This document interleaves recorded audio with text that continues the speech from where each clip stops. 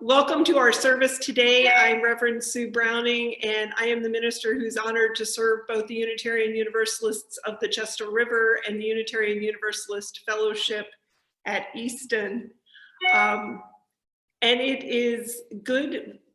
Different weeks I go to different sanctuaries, or sometimes I'm at home, and today I am in the Easton Sanctuary. And I can say when you preach in the sanctuary and it's empty, it's a place you miss folks uniquely, but I also think it allows us to connect and remember back to being in this space.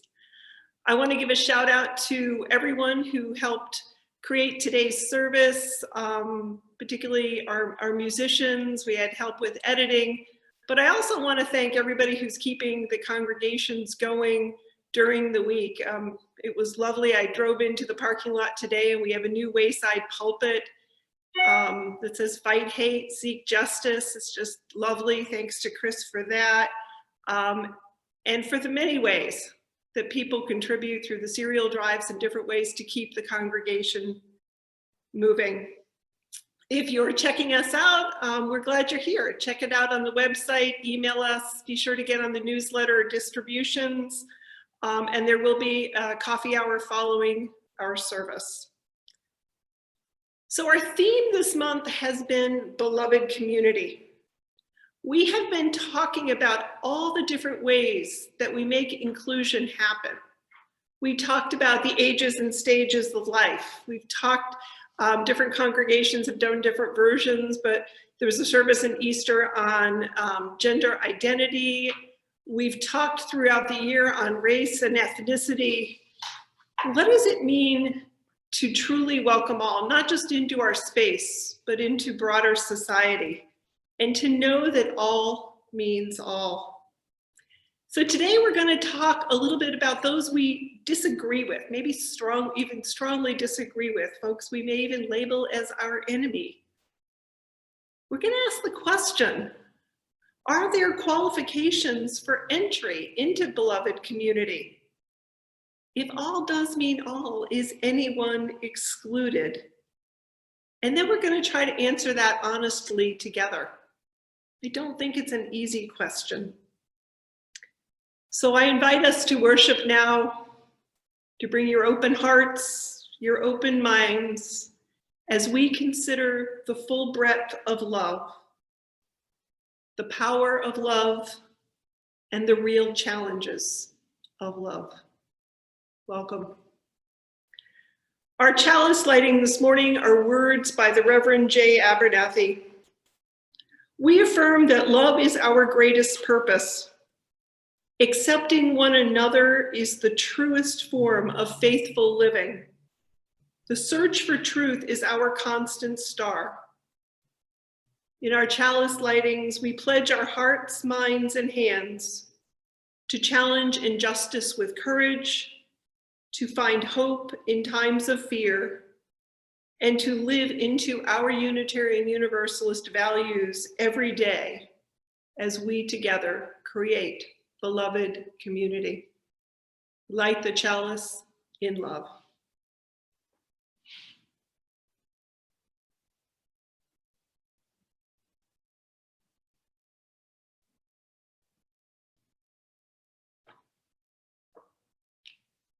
Our opening hymn today is Immortal Love. If you have a hymnal at home, it's hymn number 10, so we will now share the hymn.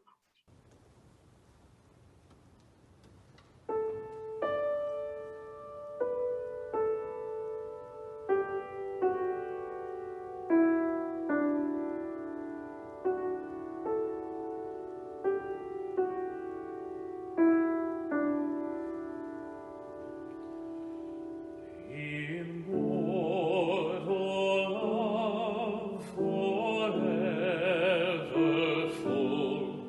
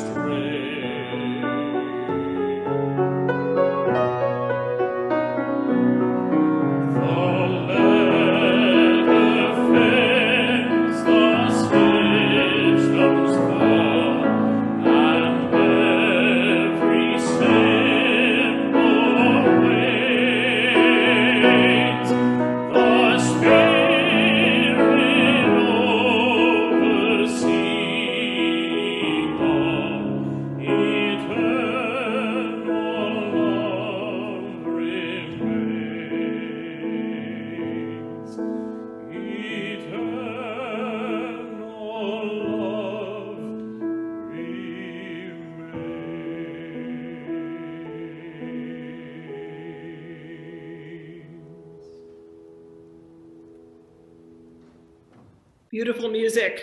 It was Scott Clausen singing. I think some folks in Easton know Scott.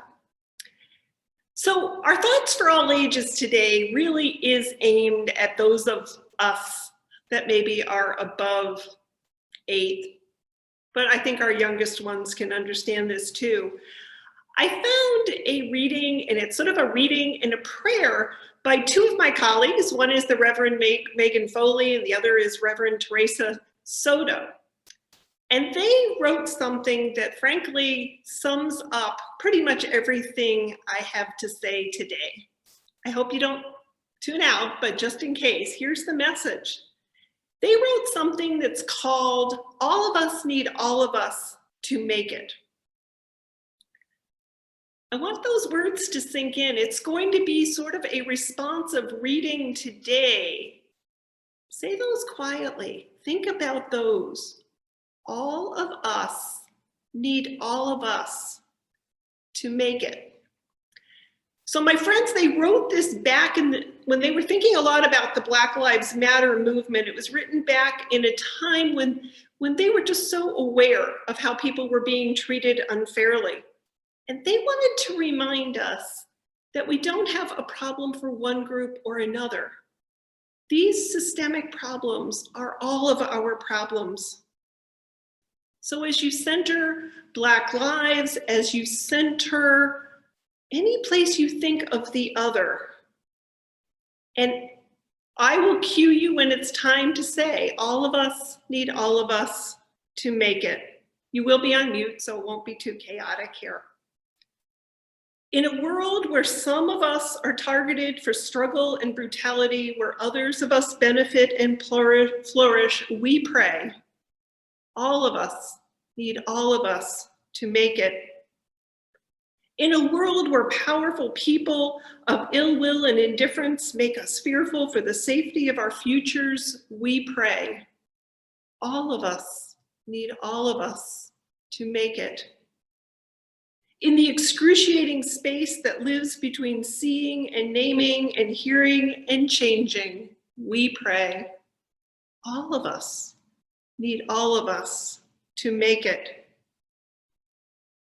So I ask you now to make a picture in your mind of someone you aren't happy with right now. Picture their face in your mind and pray. All of us need all of us to make it. Unitarian Universalists can summarize our faith in this way. It's both about that lifting of inherent worth and that place of being connected. So if there's no other takeaways from today, remember, all of us need all of us to make it. Thank you. So I want to now, I'm going to introduce Lynn, and she's going to then introduce the tape. I want to move, when we think of all of us need all of us to make it, this is where we do outreach collections. One of the things we need to do is remind one another of our communities and our partners and all the different ways that we create community. And some weeks Easton will have an outreach, some weeks Chestertown can have an outreach. You're free to give to both because we're not really doing them every month. And today's group crosses the boundaries between Easton and Chestertown. I think many people here have heard of For All Seasons. So I introduce Lynn Dollinger from the Chestertown Social Concerns Group. Lynn. Okay, good morning. I have to commend this congregation and probably both congregations for the outstanding response we've had to our outreach collection so far this year. I'm here to introduce an organization that is helping us cope with yet another victim of the pandemic, which is our mental health. With so many folks out of work or struggling with the stress of working at home and trying to teach our children virtually, 4 in 10 adults have reported symptoms of anxiety or depression this year, compared to 1 in 10 in 2019. In abundance The studies have shown the increase of depression, anxiety in school-age youth dealing with learning virtually and isolation. With 5 locations on the Eastern Shore, including Chestertown, For All Seasons was just awarded Nonprofit of the Year by Chesapeake Charities for its outstanding services, helping adults and children deal with the paralyzing impact of COVID on their mental health, as well as with rape crisis. You'll be hearing more in the coming weeks how you can contribute online or by check. But I invite you now to hear from Beth Ann Langrell, the CEO of For All Seasons. Thank you. Good morning. My name is Beth Ann Langrell. I'm the CEO of For All Seasons, your community's behavioral health and rape crisis center. Thank you so much for having me with you this morning to be able to talk about our services. For All Seasons is the only behavioral health and rape crisis center serving both the English and Spanish-speaking community across the 5 counties of our Mid-Shore. Our services are available 24/7 for those who have suffered sexual abuse or sexual assault, and we continue to offer therapy to children, adolescents, and adults, as well as psychiatry services to all of our communities.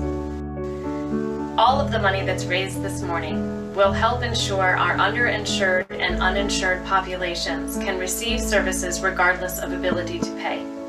We will also be putting money towards crisis appointments for those that are suffering during these unprecedented times of COVID-19. Because of your generosity, we know that our community will continue to be served and that we can work together as partners in this life-saving work that continues at For All Seasons. Thank you so much for your generosity and for your time this morning.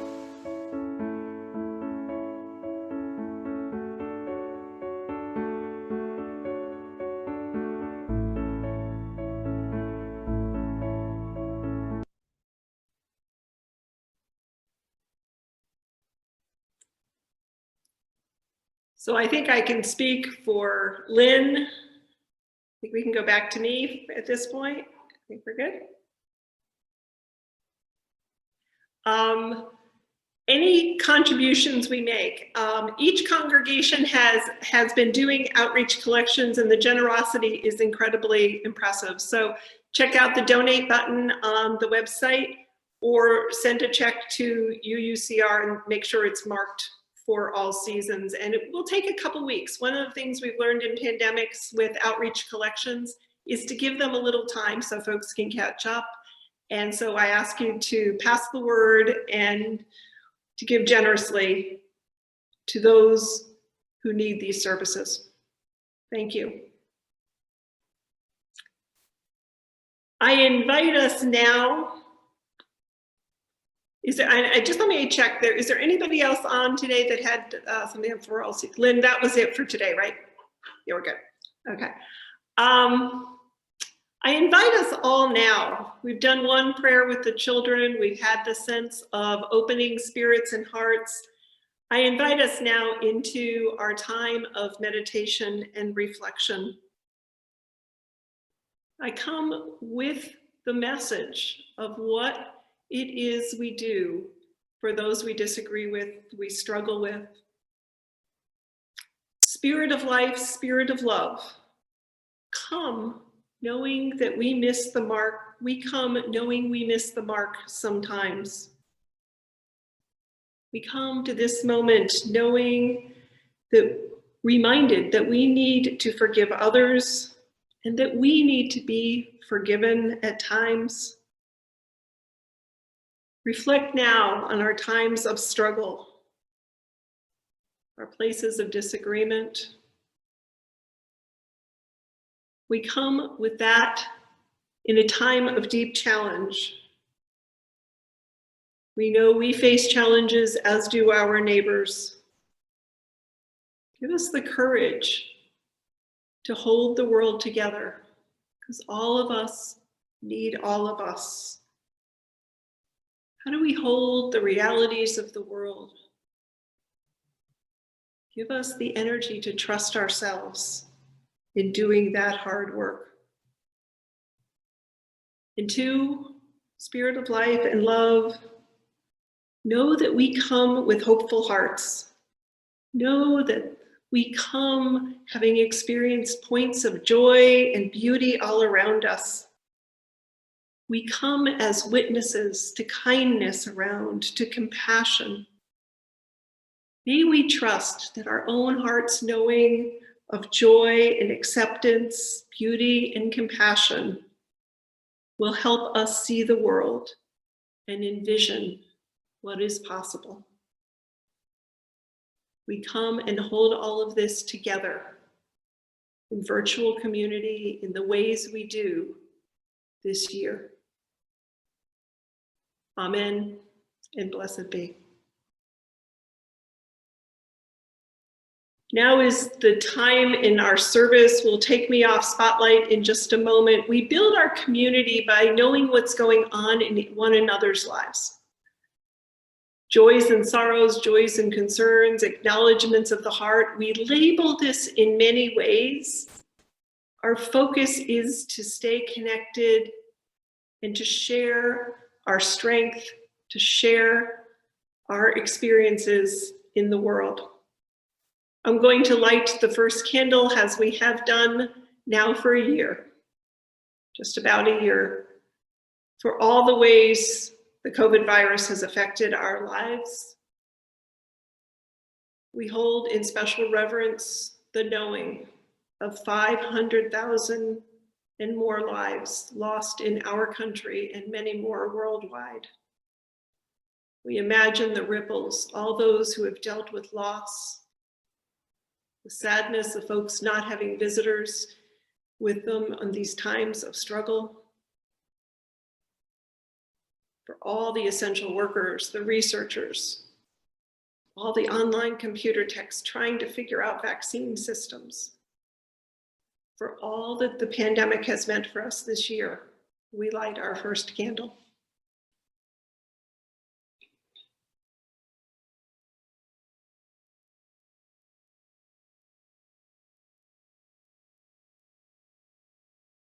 Many candles that we've lit today, many realities of joys and also some struggles, some serious places of loss. Let's just take a moment and hold what we've heard. I can tell you the candles beside me are bright. Get it up there. That's a little better view.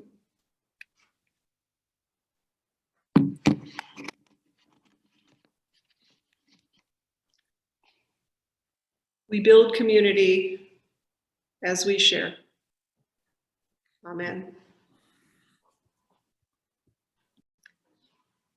Our anthem today, I think, will be going through your head for a while. We'll put it up someplace so you can listen to it separately. I invite you to hear, it's called Prayer Chant. It's also called We Resist. It's one of the Mark Miller pieces, and you'll hear Patty, Dave Moore, and Ellen.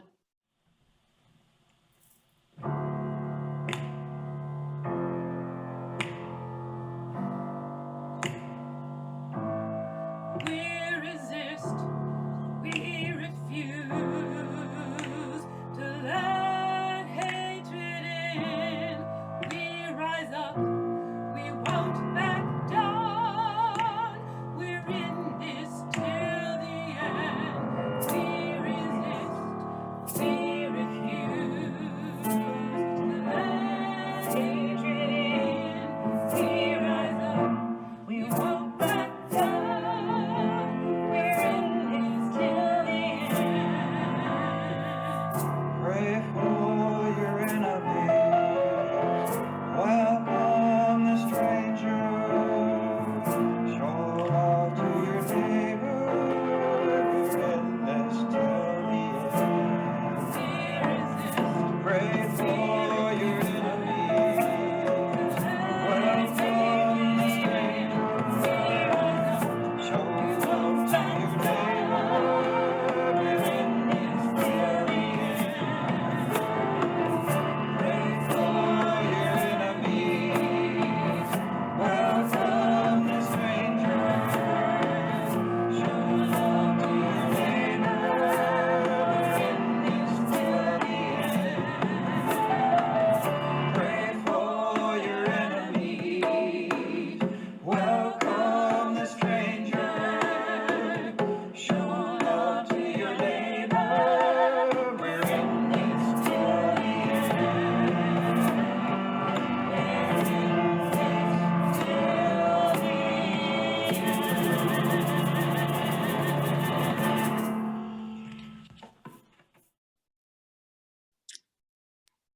I can guarantee you it will be going through your head all week. So in 1957, Martin Luther King preached a sermon that was titled Loving Your Enemies. In his sermon, he offers this story. Some time ago, my brother and I were driving one evening to Chattanooga, Tennessee from Atlanta. He was driving the car, and for some reason, the drivers were very discourteous that night. They didn't dim their lights. Hardly a driver that passed by dimmed his lights. And I remember vividly, my brother looked over in a tone of anger and said, I know what I am going to do. The next car that comes along here that refuses to dim their lights, I'm going to fail to dim mine and pour them on in all of their power. I looked at him right quick and said, oh no, don't do that. There'd be too much light on the highway and it will end up in mutual destruction for all. Somebody's got to have some sense on this highway. I think it's a pretty vivid image, and that reminder that we live with risk, not only of the error of the too bright lights, but we live in risk of that anger, that sense of getting back in a way that is dangerous. So whether it's too much light on the highway, too much shouting on the myriad of cable channels, too much vitriol on Facebook, there comes a point where there is destruction, and we need to look to have some sense. Dr. King's text for the sermon, you probably won't be surprised, is that love your enemy text. It's in Matthew in chapter 5, and it was part of a sermon that Jesus delivered in the Sermon on the Mount. It says this, you have heard it was said that you shall love your neighbor and hate your enemy. But I say to you, love your enemies and pray for those who persecute you, so that you may be children of your Father in heaven. So I ask us today to consider for a moment if that advice to love your neighbor is actually wise advice. What does it actually accomplish? And is it worth it in 2021? Has the world changed so much that maybe that's just not a good direction to go? And I think a question we really need to ask is it worth our energy? I start here thinking of enemy as a harsh term. In times of war, an enemy may be another state, it could be those in that army. We also use the term sometimes in personal relationships. It may be about those who have done us harm or are doing harm more broadly. In society, it's about that relationship of the oppressor to the oppressed. And I think it also just may refer to the other, that other tribe that might be at some point our adversary. The early texts in the ancient scriptures, they knew of enemy and they did use the term in different ways. It was sometimes just to refer to that other and sometimes to refer to the most dangerous. But there's also a sense when they read through the texts that it meant those that we were just in struggle with, in conflict with. And there was this concern. We needed to talk about this sense we had to retaliate. There was a need to remind folks from the earliest times to recognize the humanity of the other. If we go all the way back to Proverbs, and Proverbs is a section in the Hebrew Bible, you may call it the Old Testament. In Proverbs, there is direction to say, if your enemy is hungry, feed him food to eat. If he is thirsty, give him something to drink. I think that's the sense we sometimes have during natural disasters or blizzards or accidents when people rise to their best selves. They don't worry about barriers and the compassion and kindness just flows naturally. If we move on to the New Testament, there are directions to say, rejoice with those who are rejoicing and weep with those who weep. It's an invitation to cross lines and to recognize, just like we do in joys and sorrows. It's interesting that that language almost is mirrored 2,000 years later. And it's a sense to recognize humanity. But then there's that bolder call in Matthew to love your enemies and pray for those who persecute you. It's not intended to be vague advice. It is hard advice. It was countercultural then, and I think it remains to be countercultural. So as we think about this, let's think of enemy expansively. Think about the tough places of challenge. It may be somebody you don't get along with.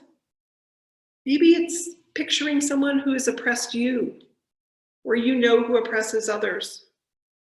Maybe it's somebody who actually threatens you in your community. Well, the command to love your enemy was about that enemy. And the call to love is not about just tolerating that person. It is a call to love where you have an enemy. It's offered here as the opposite of hate. There's an underlying supposition here, an underlying sense that the human inclination is to hate our enemy. Not sure if that's always true. Sometimes I think we may move more to indifference. But if we think of hate as extreme dislike of people or ideas, and hatred is that angry or resentful emotional response accompanying hate, I know I have had those feelings. I sometimes use the word hate just, I hate that sauce on a hamburger kind of thing. So I think we use the word casually, but I also think in my heart, there have been people and things I was just that frustrated with that the definition seems to feed. And when we have harm that is motivated by bigotry, we call that harm in various criminal statutes hate crimes. Hate can fuel dangerous acts. It is not a trivial thing. So sit with those words with me for just a moment. Think about hate and hatred. They're powerful words. Maya Angelou said this: I believe that a negative statement is poison. I'm convinced that a negative has power. It lives. And if you allow it to perch in your house, in your mind, and in your life, it can take you over. So when a rude or cruel thing is said, the lambasting, the gay bashing, the hate, I say, take it out of my house. The negative words climb into the woodwork and into the furniture, and the next thing you know, they'll be on my skin. Maya Angelou, as she does, reminds us of the importance of resisting hate. We need to resist oppression. We need to take away the power of hate. And I think this resistance is embedded in the call to love your enemy. It's not about ignoring oppression or injustice. It's anything but it's using love to be the tool of resistance. For Martin Luther King, this was the quest for freedom through nonviolent resistance. I think everybody here has heard of that in different ways.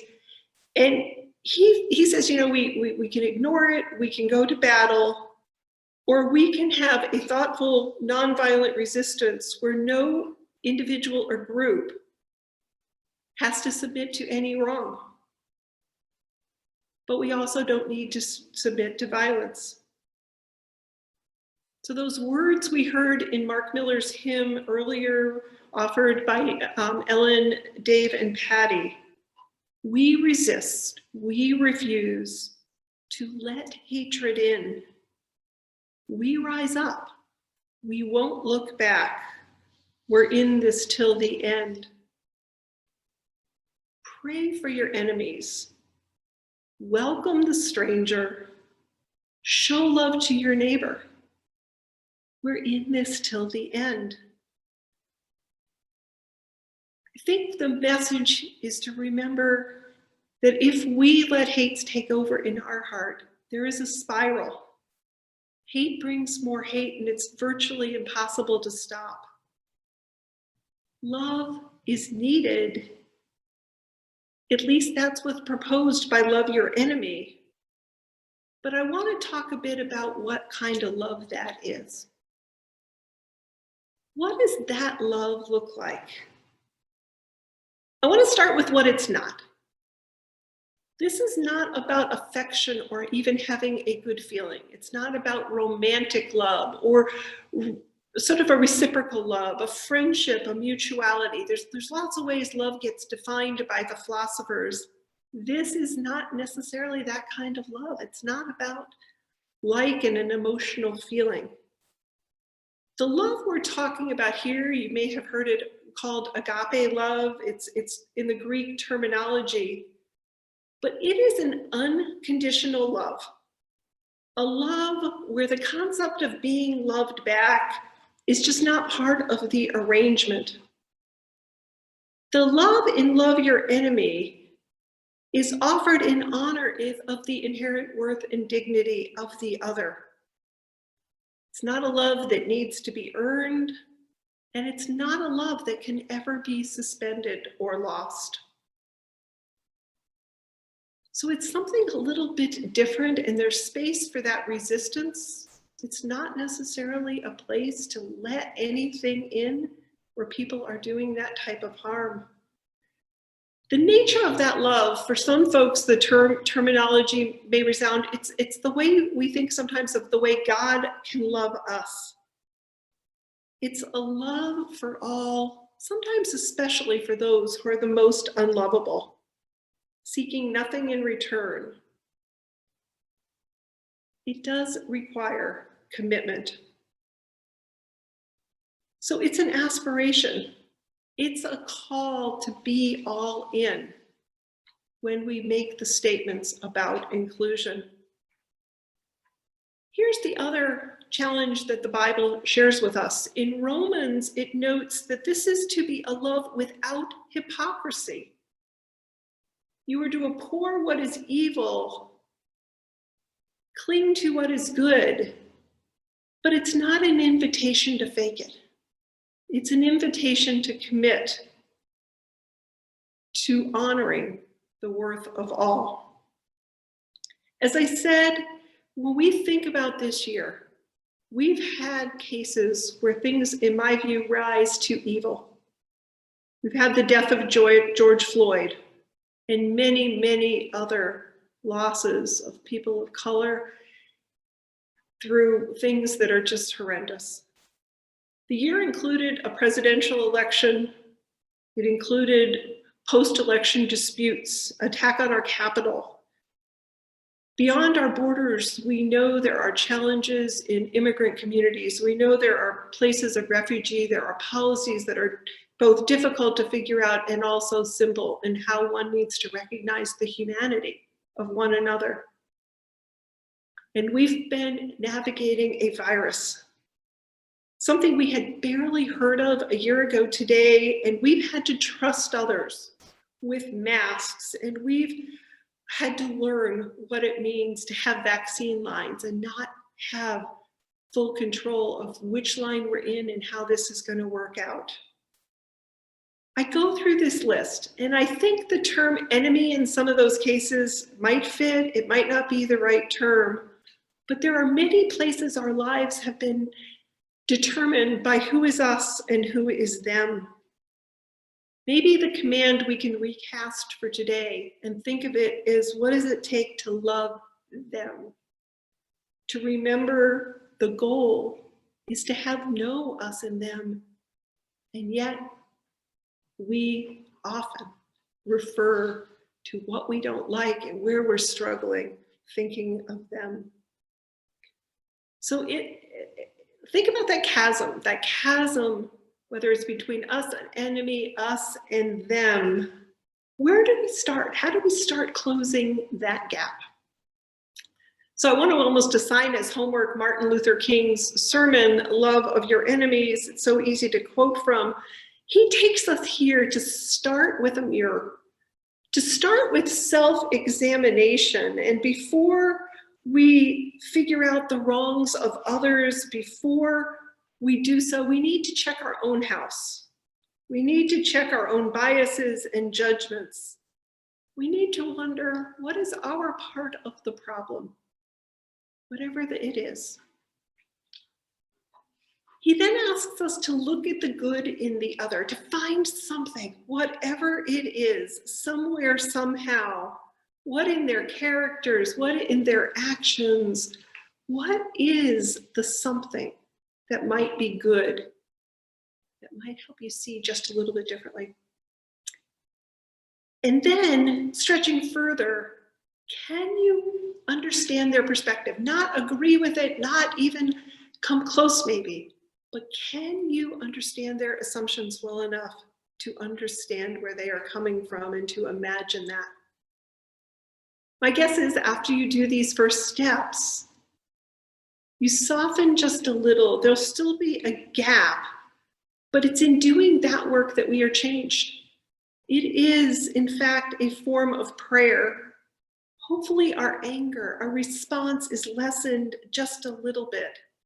And our thoughts of revenge or retaliation or just wanting to vent is something a little bit more open. Because hate drains us all. King noted that somewhere somebody must have a little sense and be that strong person. It's a strong person who can cut off the chain of hate, the chain of evil. And that is the tragedy of hate, he notes, that it doesn't cut off easily. And I think we also need to remember that hate pays a price on each of us. It distorts our vision. We don't see as clearly when we're there. All of us need all of us to make it. And I think there's a place of fear. There's that place that we react in strong ways out of our own fears. What might it look like if we take a leap of faith and stretch a little in one direction? Because I think buying into the love your enemy thing is a stretch. I know it's easy to be skeptical. There's a temptation, maybe not as much to hate, but to detach. But I think that's where we can really miss the boat, because this love we're being invited into is an active love.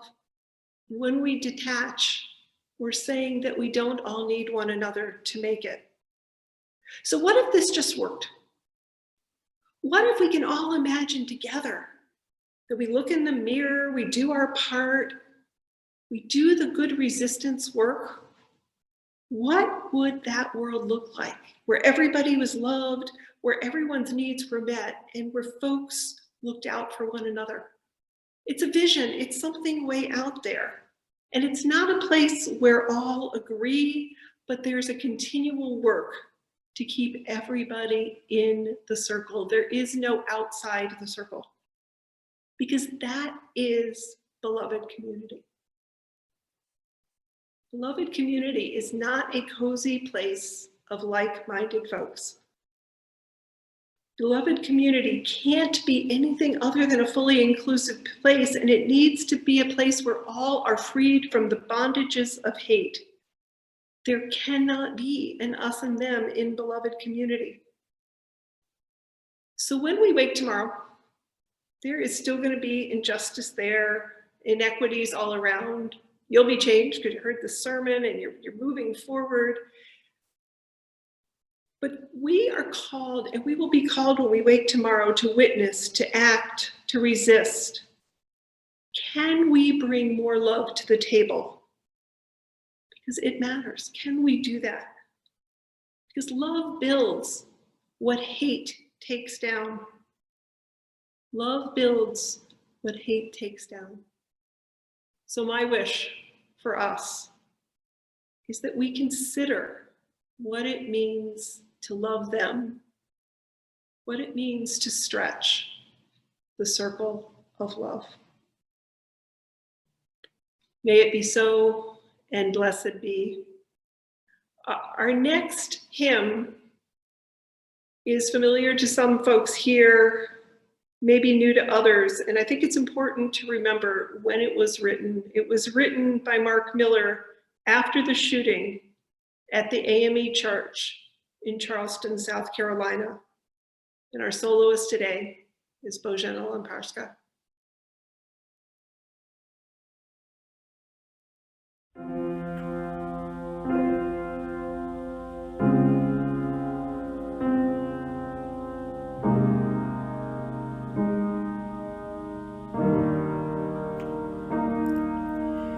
In the midst of pain, I choose love.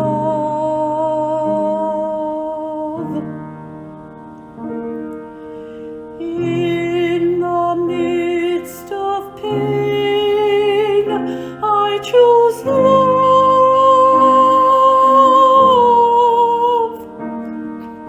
In the midst of pain, sorrow falling down like rain, I await the sun again.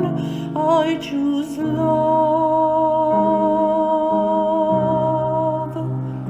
I choose love.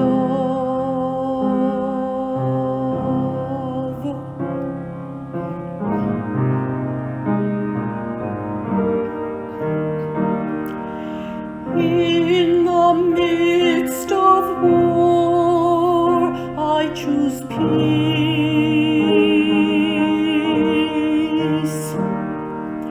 In the midst of war, I choose peace.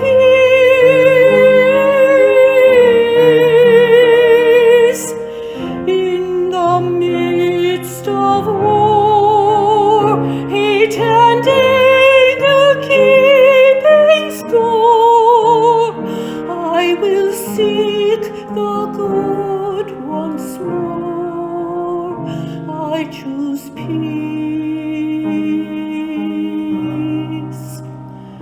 I choose peace.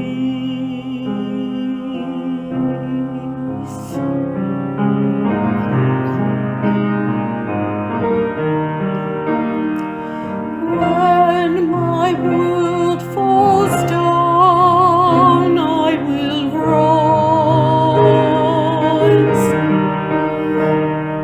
When my world falls down, I will rise.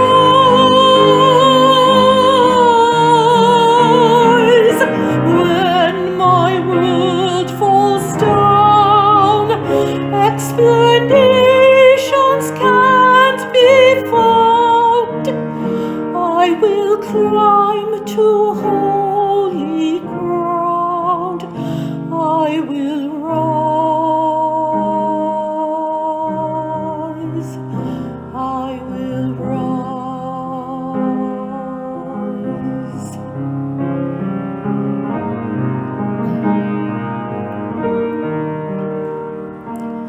In the midst of pain, I choose love.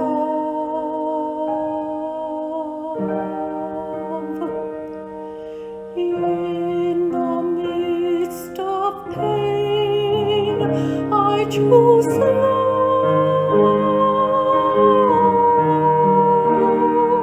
In the midst of pain, sorrow falling down like rain, I will wait the sun again. I choose love.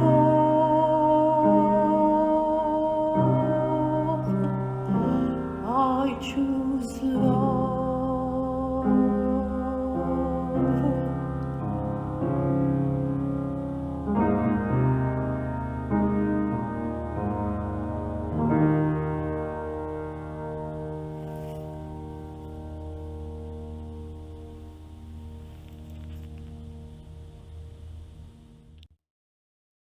we hold that this week.